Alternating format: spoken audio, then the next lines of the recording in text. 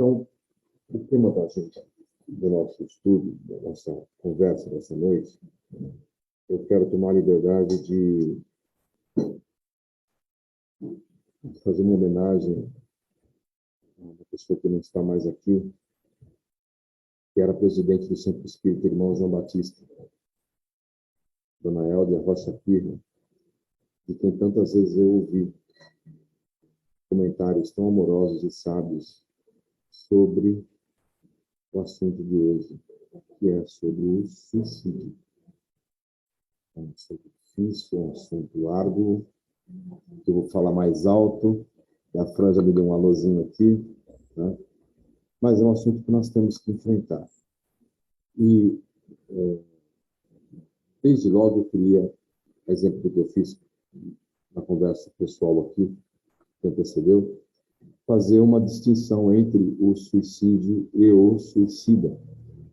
Porque o suicida é uma pessoa carente, seja ele encarnado ou desencarnado, que precisa de toda a ajuda, que precisa de toda a compreensão, de todo o carinho, de zero reprovação, de total acolhimento. Essa é a palavra que nós temos que entregar para todo suicídio. E falar de suicídio é um alerta para que a gente não entre nessa condição de suicida, ou não entre novamente nessa condição de suicídio. Mais tarde eu vou explicar o porquê do novamente. Mas eu começo a comentar esse assunto fazendo referência a uma fala de Kardec. Kardec, como nós já comentamos várias vezes, a Fran, com muita propriedade, foi o codificador da doutrina espírita. Ele escreveu 5 livros basilares, e um deles, o livro chamado Céu e Inferno, O Céu e o Inferno, as Penas Futuras segundo o Espiritismo. Ele abordou bastante a situação dos suicidas, inclusive ele entrevistou 9 espíritos suicidas, cada um com um drama, com uma história, nos trazendo muitos ensinamentos. E entre todos esses ensinamentos, uma frase muito interessante que ele coloca é a seguinte: em regra, o homem não tem o direito de dispor da vida. Por isso que essa lhe foi dada visando deveres a cumprir na terra. Razão bastante para que não a abrevie voluntariamente, sob pretexto algum. Mas ao homem, visto que tem o seu livre-arbítrio, ninguém impede a infração dessa lei. Sujeita-se, porém, às suas consequências. E a fala de hoje é para tratar, pedindo ajuda à espiritualidade, dessas consequências sob o ponto de vista espiritual, dessas consequências para que nós possamos, ao falar do suicídio, nos afastarmos da ideia suicida. Kardec disse: o homem não tem direito de dispor da vida. Por que ele diz isso? Porque a vida é um dom, é um presente. E a vida, ele quer se referir aqui, à vida durante a encarnação. Porque se nós pensarmos sob o ponto de vista maior, que justamente é a grande revelação que Kardec nos trouxe, trazendo os ensinamentos dos Espíritos, é que a vida não cessa após a morte do corpo. Então, esse é o primeiro ponto que nós temos que frisar. Eu disse anteriormente, vamos separar o suicídio do suicida. Porque o suicida precisa de ajuda. Porque, na verdade, eu diria que o suicida ele não quer se matar, ele quer matar a dor, ele quer matar o sofrimento, a situação muito pungente, dolorosa, em relação à qual ele não vê saída. Mas olha que ponto importante quando nós pensamos que a vida não cessa. Então, o que acontece com o suicida após o ato fatal? Se a vida não cessa, começamos a falar sobre isso, falando da preparação que nós temos para a nossa reencarnação. Todos nós não nascemos fruto do acaso. Nascemos após muita preparação, muito planejamento, muita cooperação e muitas medidas para que essa encarnação dê certo. Dentre essas medidas, comentávamos agora, Maria Clara e eu, existe uma ligada ao nosso corpo espiritual. Corpo espiritual, o que é isso? Todos nós, antes de termos esse corpo, que é um corpo denso, corpo material, nós temos um corpo que modela esse corpo. Porque o nosso espírito é totalmente imaterial. Então, como ele faz para percorrer a sua jornada? Ele precisa de um corpo espiritual. Esse corpo espiritual, que Kardec denominou de perispírito, inclusive é objeto de cura, de sessões de cura, uma vez por mês, na terceira terça-feira do mês, onde a equipe médica do Dr. Evandro trabalha. Esse corpo perispiritual, esse perispírito, esse corpo do espírito, antes de o espírito reencarnar, ele sofre uma preparação. E que preparação é essa? Ele é dotado de uma quantidade suficiente de uma substância material, chamada fluido vital. O que é o fluido vital? É essa energia que faz com que a matéria tenha vida. Uma vez retirado o fluido vital, a matéria não vive mais. Então, se nós temos aqui uma programação de uma vida de 80 anos, nós vamos receber uma quantidade de fluido vital para suportar esses 80 anos. Entrando na questão do suicídio, pensando numa pessoa que tem uma programação de vida de 80 anos e que aos 60, para sair da dor, comete o deslize de ceifar a vida do corpo. O que acontece com esse fluido vital? Esse fluido vital permanece no corpo. E o que significa permanecer esse fluido vital naquela quantidade dos 80 anos, quando a vida do corpo foi ceifada aos 60? Isso significa que haverá uma ligação do espírito que desencarnou precipitadamente com aquele corpo. Essa ligação varia de caso para caso, mas ela sempre existirá. Pode durar os 20 anos que faltavam, pode durar menos tempo, mas sempre ela persistirá. E o que isso representa para o espírito? Muita dor, muito sofrimento e um choque gigantesco. Primeiro, ao perceber que a vida não acabou. Aquele sofrimento, por exemplo, moral que ele estava passando, não cessou. Primeiro choque. E segundo choque, muito doloroso, ao perceber que ele está ligado ainda àquele corpo. Mas aquele corpo não tem mais vida. Que efeito gera isso? O espírito sente, por vezes, até mesmo a decomposição do corpo. Imaginem que dor terrível. Então, eu volto a dizer, nós estamos falando do suicídio para preservar-nos de nos tornarmos um suicida e para que não reprovemos o suicida, porque olha a dor terrível em que ele, desavisadamente, perdido na ignorância, vai penetrar ao cometer o ato. Porque, primeiro, não vai cessar. Aquele problema que ele imaginava, não, vai acabar o problema. Aquela traição, eu não vou ter mais aquela traição. Não. Você continua vivo e sentindo as dores daquela traição, por exemplo.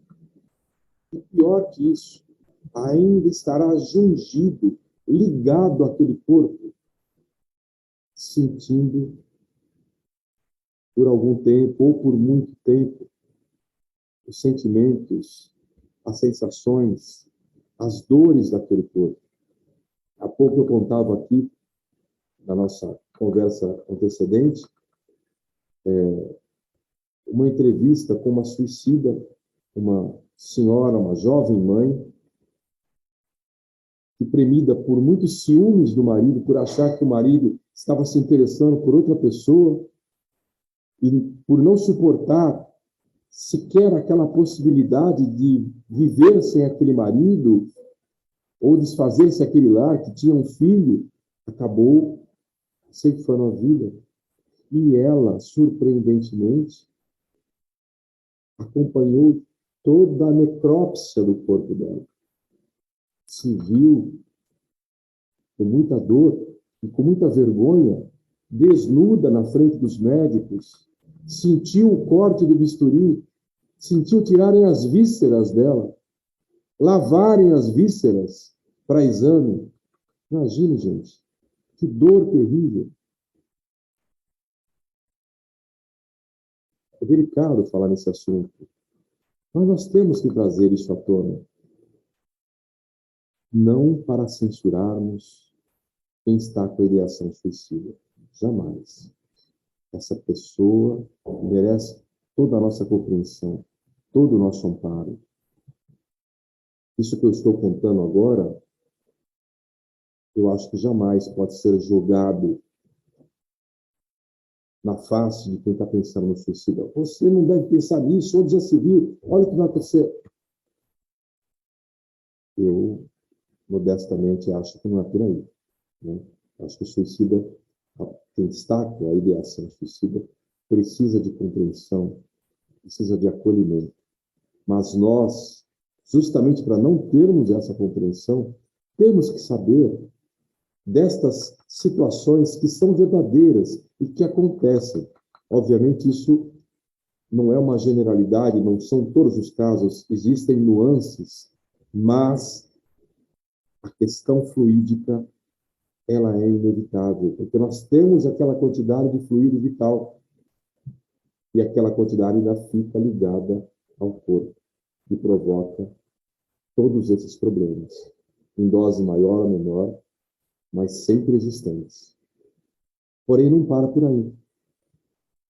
O espírito já se chocou por pensar que a vida não acaba, que já se chocou por sentir todos esses dramas das sensações físicas com seu corpo já sem vida. Esse espírito entra em profundo desequilíbrio, pior do que estava antes de desencarnar. E entra em profundo desequilíbrio, atraindo outros espíritos da mesma condição.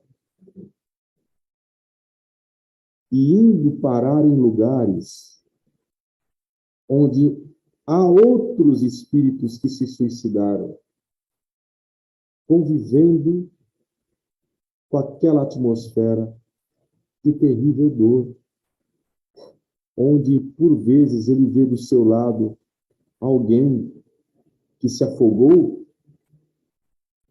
revivendo a cena do afogamento e passando como se fosse um filme, e ele assistindo aquilo também, só aumentando a sua dor.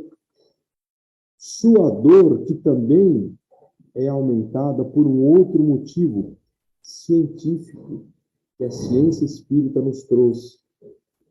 Eu comentava há pouco um autor espiritual que todos devem conhecer, ou talvez já tenham ouvido falar, pelo menos do livro mais famoso dele, que é o livro Nosso Lar, que é o espírito que usa o pseudônimo de André Luiz, e que traz muitas revelações de como é a vida espiritual. Dentre elas, num de seus livros, ele explica que esse corpo espiritual ao qual eu me referi um pouquinho atrás, esse perispírito, ele tem centros de energia, que são os chakras, que a cultura, a filosofia oriental já nos trouxe há bastante tempo. E esses chakras, que ainda são muito pouco conhecidos da nossa ciência, eles são afetados pelo nosso estado de espírito. E o nosso estado de espírito, o nosso estado de ânimo, o nosso estado de equilíbrio tem relação direta com aquele chakra que corresponde à parte do corpo que sofreu o atentado, que sofreu a violência do suicídio. Chico Xavier, numa entrevista que ele deu para Hebe Camargo, ele contava que é muito comum acontecer o espírito que se suicida com um tiro na cabeça ter uma próxima encarnação com uma anomalia cerebral. Ou pode ser uma anomalia estomacal, ou aquele que se afogou, uma anomalia no pulmão. E uma anomalia que vai ser tão intensa quanto o grau de desequilíbrio que foi causado naqueles centros de equilíbrio que deveriam estar equilibrados, mas que sofreram a tamanha violência do estado de desequilíbrio gerado pelo suicídio. Então, vejam que drama.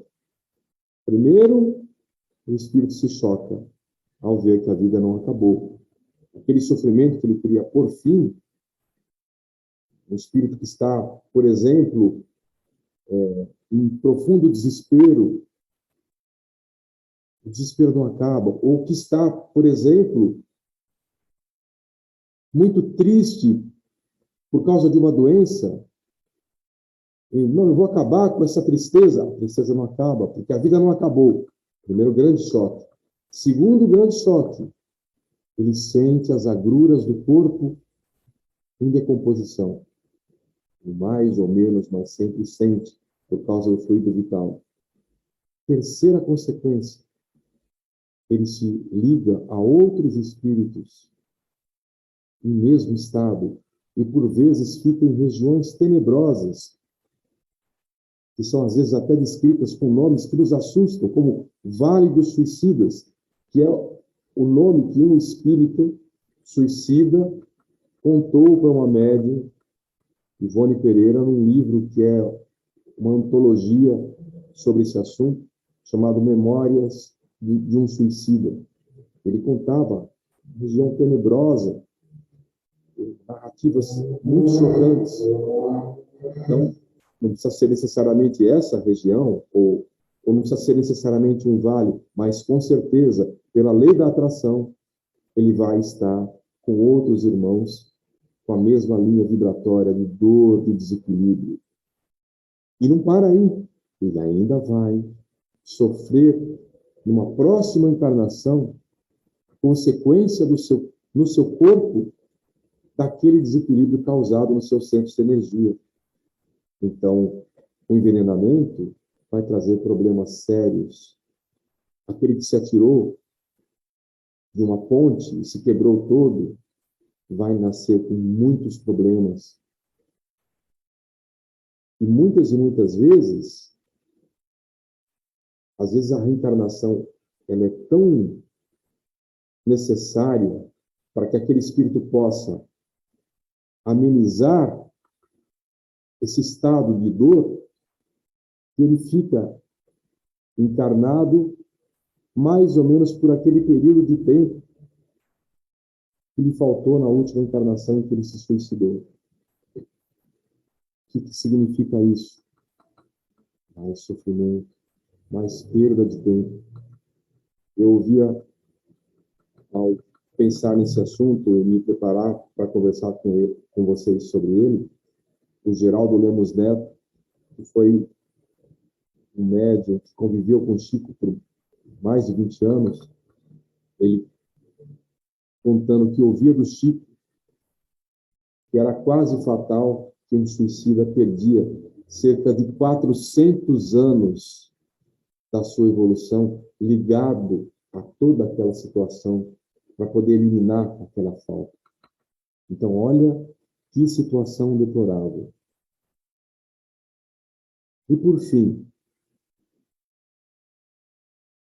depois de passar por tudo isso, depois de se arrepender amargamente, ele precisa vencer aquela fraqueza.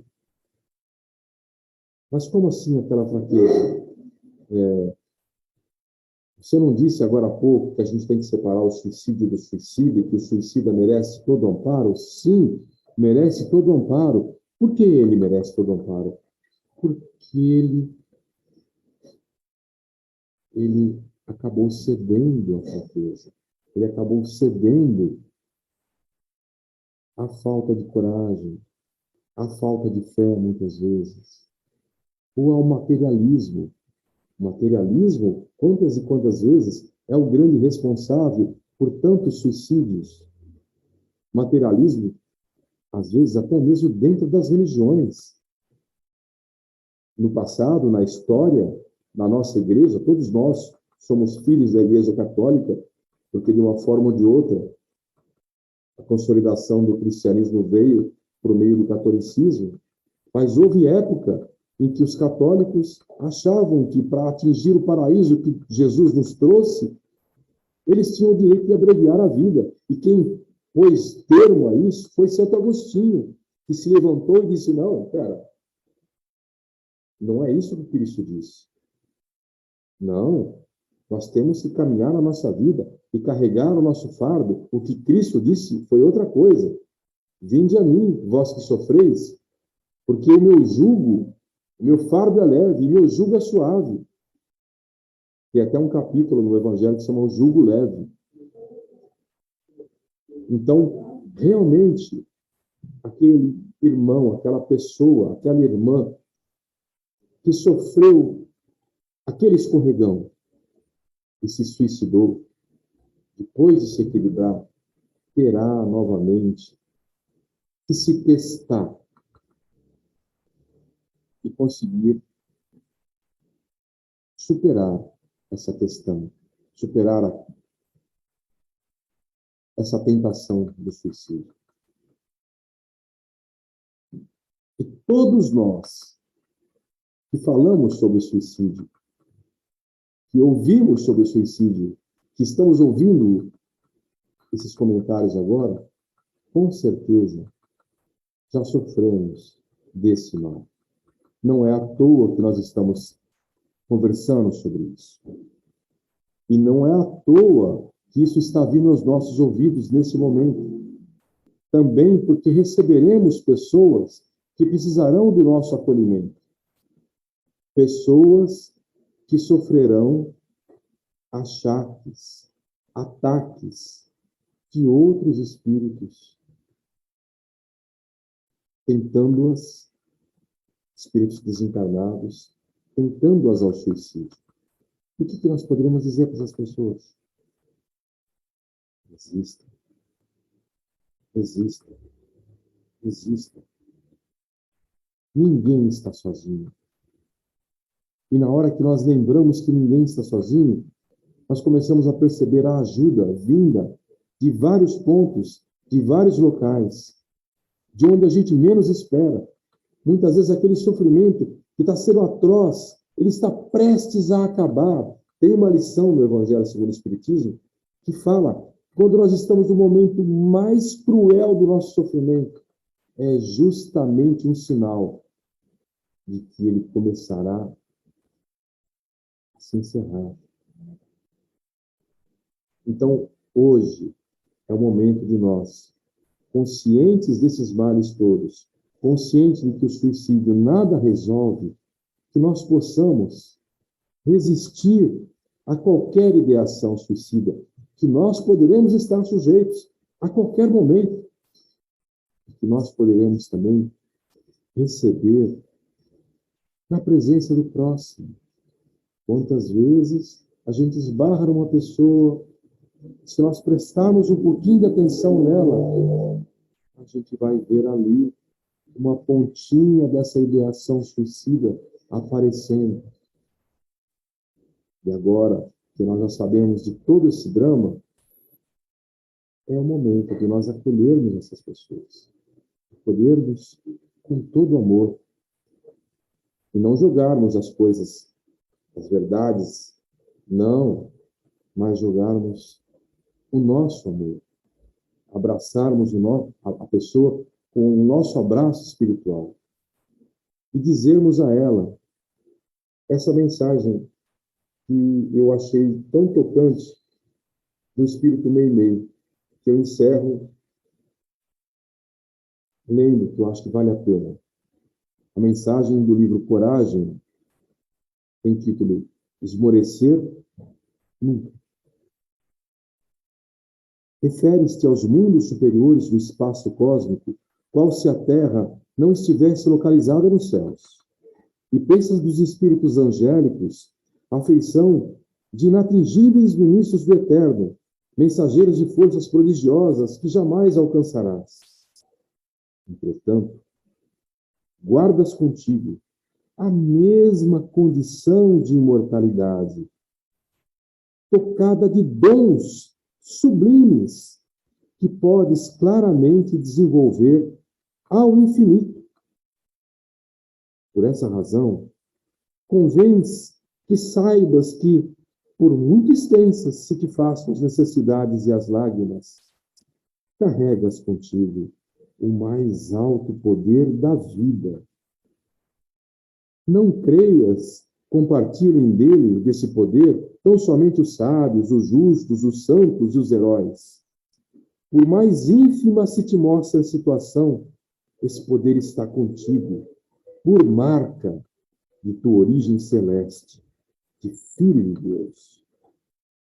Mesmo que estejas atravessando rudes, escabrosos caminhos de cinza, de pranto, para que te soergas de quedas clamorosas do passado, exibindo claros sinais de poeira, de fel, mesmo que esteja nessa condição, ninguém te pode subtrair essa herança do Criador, do Pai maravilhoso, de cujo hálito nasceste. Detente a pensar nisso. E jamais, nunca esmoreças. Ainda que os imperativos da experiência humana te hajam arrojado de luminosas iminências do serviço aos degraus mais obscuros do recomeço, mergulha o próprio coração nas fontes de esperança, que a ajuda chegará, e rejubila-te, porque Deus vai te dotar dessa ajuda, muitas vezes, com o divino privilégio de auxiliar os outros e de trabalhar sem esmorecer jamais. É isso, gente. Por hora, agradeço a todos e chamo a Fran aqui de volta, por favor.